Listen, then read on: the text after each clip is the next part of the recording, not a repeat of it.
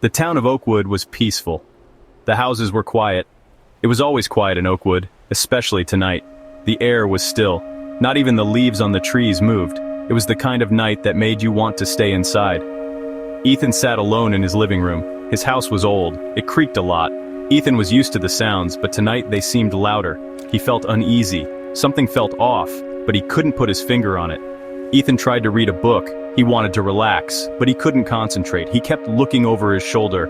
He felt like he was being watched. He knew it was silly, but he couldn't shake the feeling. He decided to make some tea. Maybe that would help him relax. As he waited for the water to boil, he heard a noise. It was a soft noise. It was coming from the front door. Ethan froze. He listened intently. The noise came again. Tap, tap, tap. Someone was knocking at the door. Ethan's heart started to race. Who would be knocking at this hour? It was past midnight. He crept towards the door, his hand trembling as he reached for the handle. Peeking through the peephole, he saw nothing but darkness.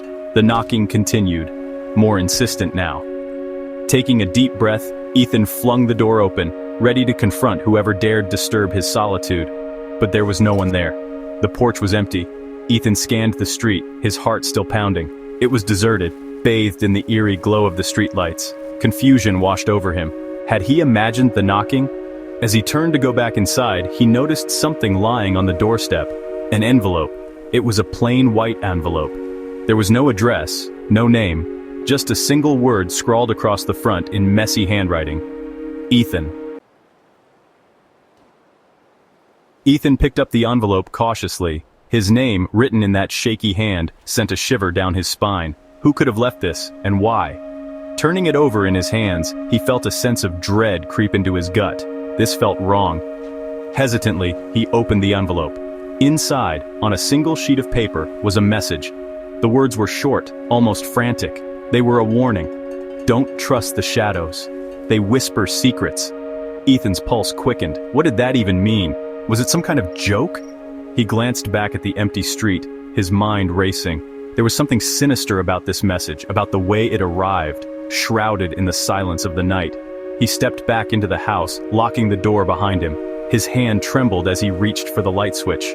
The sudden brightness of the living room did little to calm his nerves. He felt exposed, vulnerable. Ethan tried to dismiss the letter as a prank, but the words echoed in his mind. Don't trust the shadows. He couldn't shake the feeling that something was terribly wrong. The house creaked around him, the familiar sounds now amplified, distorted by his growing fear. Every rustle of leaves outside the window sounded like footsteps. Every shadow seemed to writhe and twist, taking on menacing forms in the corner of his eye. He tried to focus on something else, anything else. He turned on the TV, hoping the noise would drown out the unsettling silence and the racing thoughts that plagued him. But he couldn't concentrate on the show. The images on the screen blurred, replaced by flashes of the cryptic message and the unsettling emptiness of his doorstep. He thought about calling the police, but what would he tell them? That he received a creepy note and now his house felt haunted? They'd think he was crazy. Frustration gnawed at him, fueling his anxiety. He felt trapped, alone in his fear. As the minutes ticked by, the atmosphere in the house grew heavier. The air felt thick, suffocating. Ethan paced back and forth, his unease growing with every passing moment. He needed answers, but he had no idea where to even begin. He was lost in a maze of fear, and the only guide he had was a cryptic message and his own spiraling paranoia.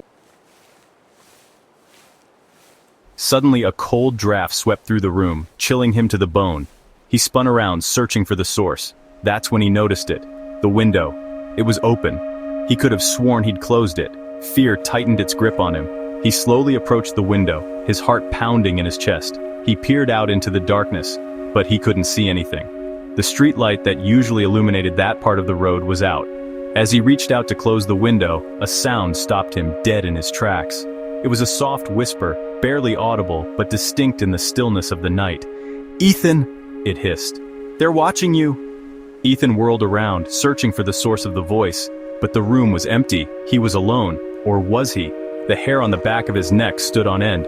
He felt a presence, cold and menacing, lurking just beyond his perception. Panic welled up inside him. This was no prank. Something was terribly wrong. He had to get out of the house. He had to escape. But where could he go and who could he trust? the shadows seemed to mock him, their whispers echoing his growing terror. Ethan stumbled back from the window, his heart pounding in his chest.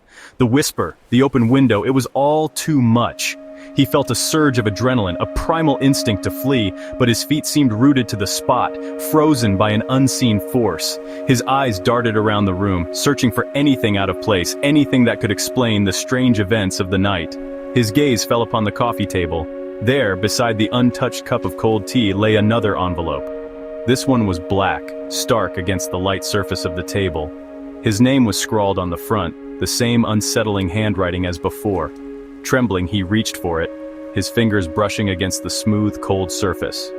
As he turned the envelope over, a small metal object slid out, falling onto the table with a dull thud. It was a key, an old tarnished key. A wave of dizziness washed over him. This was too much. He didn't understand. Unfolding the single sheet of paper inside the envelope, he saw a single sentence, stark and terrifying. The truth lies beneath. The message was clear. He was being led somewhere, but where? His eyes fell on the key again. The basement. The basement. Ethan shuddered. It was a place he rarely ventured into. Dark, damp, and filled with the forgotten remnants of his family's past. It held an unsettling energy that always made him uneasy. With the key clutched tightly in his hand, Ethan made his way to the basement door. The air grew noticeably colder as he descended the creaky wooden steps. Each step was an effort, his legs heavy with dread. The darkness below seemed to pull him down, deeper into the heart of the mystery. The musty scent of mildew and dust filled his nostrils as he fumbled for the light switch. The single bulb flickered to life, casting long, distorted shadows that danced across the cluttered space. Cobwebs hung from every corner, and the silence was thick and oppressive. He scanned the room, his heart pounding in his chest. There was a workbench against one wall, littered with tools and old paint cans. Several dusty boxes were piled haphazardly in a corner, and then he saw it. A small wooden chest tucked away beneath a dusty old tarp. Ethan's breath caught in his throat. He knew, with a certainty that chilled him to the bone, that this chest held the answers he sought. The truth lay within, buried beneath layers of time and shrouded in an ominous silence. Approaching the chest, Ethan hesitated. A strange mix of fear and anticipation coursed through him. What would he find inside? What secrets had been hidden away in this forgotten corner of the house? With trembling hands, he reached out and lifted the heavy lid. The chest was filled with old photographs and documents yellowed with age. Ethan carefully lifted a photograph from the top. It was a picture of a young couple, their faces beaming with happiness. He didn't recognize them. As he delved deeper into the chest, he discovered more photographs, each one a window into a past he never knew. There were pictures of birthday parties, family vacations, and everyday moments frozen in time. He found letters, handwritten in elegant cursive, filled with words of love, longing, and a deep, unspoken sadness. There were also legal documents, adoption papers, his birth certificate. His name wasn't Ethan, it was David. The truth hit him with the force of a physical blow. These weren't strangers in the photographs.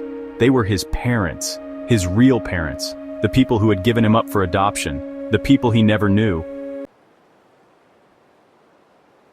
Ethan sank down onto the cold concrete floor, the weight of the revelation pressing down on him. All his life, he had believed he had been abandoned, left with no explanation. But these photos, these letters, they painted a different picture. A picture of a love so profound that it transcended even the most difficult of choices. Tears welled up in his eyes as he pieced together the fragments of his past. His parents hadn't abandoned him. They had made an agonizing decision, driven by circumstances he could only begin to imagine. They had given him up to give him a better life. As he sat there, surrounded by the tangible evidence of their love, he felt a strange sense of peace wash over him. He finally understood. The fear that had haunted him all night slowly began to recede, replaced by a bittersweet ache in his heart.